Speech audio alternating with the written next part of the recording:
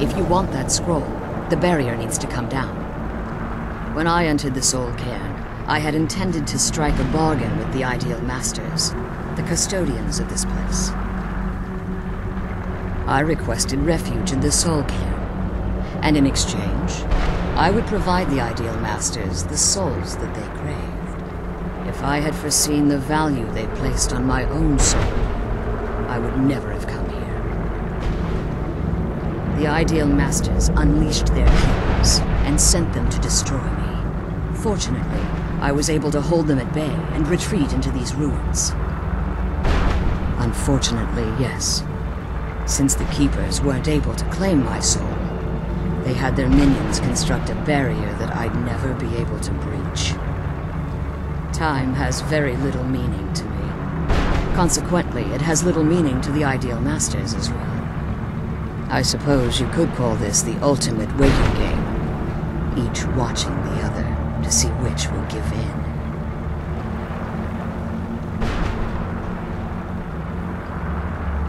Harkon's vision is a world plunged in eternal darkness, where the vampire can flourish, and never again fear the tyranny of the sun.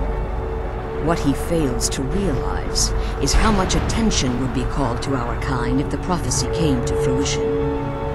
If eternal night fell, there are many who wouldn't stand for it. They would raise armies in attempts to return things to normal. The order of the day would be our destruction, until every last vampire was hunted down and eliminated. I do. It's how the vampire has survived for millennia, and the only way we can continue to survive in the future. As you've been traveling in the Soul Cairn, your body has become attuned to it. Let's just say a tiny part of you rubbed off on it, and in its place, a bit of the Soul Cairn filled the void. You should find no difficulty using the portal any longer. I know very little about them. They're mystic entities that lord over the Soul Cairn, controlling every aspect from its fabric to its appearance. While some necromancers believe they are the crystalline structures dotting the Soul Cairn, I believe there's more to it than that. I think they transcend what we perceive as a physical form. Perhaps they were once corporeal beings, but they've obviously reached a point where they no longer require a tangible presence. Conduits, through which the Ideal Masters speak to their underlings and feed on their victims. The Ideal Masters' weakness is their insatiable hunger for pure souls. It's the reason for the Soul Cairn's existence, and the only leverage a necromancer has when bargaining with them. The ability to summon powerful undead guardians, as one would conjure an Atronak or Daedra. However, the majority of necromancers that are foolish enough to enter into a bargain with the Ideal Masters wind up here as harvested souls. Be careful, and keep my daughter safe. Let's kill those keeper things and get back to the prison.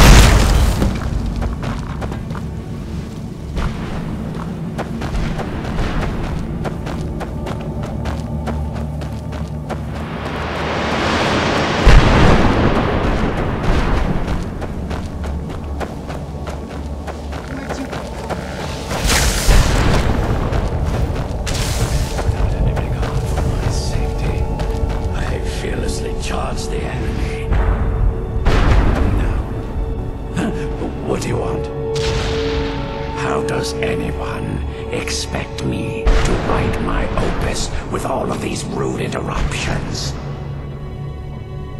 What do I mean, indeed?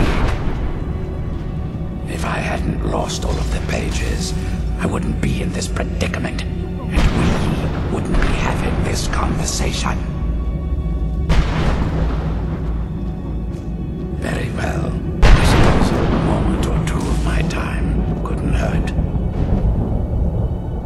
I am Chib. Some call me Saint Chib.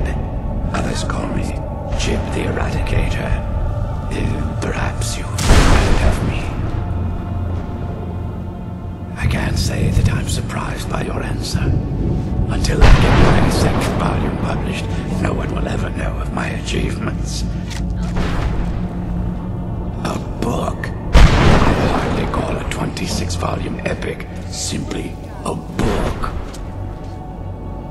Surely you've heard of the rise and fall of Saint Chib the Eradicator, hero of Morrowind and savior of the Terrible. Simply terrible. I was in the midst of writing the second volume, and they just threw me into this prison. It's unfair. Outmatched. That damned Remora and his minions. They didn't even give me a chance to explain who I was. Well, I assume so. It cast a spell at me from some kind of strange black crystal. Next thing I knew, I arrived here. My what? Wait. That means... No. All these wasted months? Or has it been years? I don't even remember how much time has passed. No, my work will never see the light of day. My name will be forgotten. Perhaps. Do you have a way out of here? Maybe I can't leave, but my writings can. In order to write the second volume of my opus, I need the notes from my first volume. Otherwise, I need to do all of this from memory. When I was tossed in here, I felt myself falling, and I dropped the pages I'd been holding. There were 10 of them in all. Find them for me, please. I beg you. Now, where was I?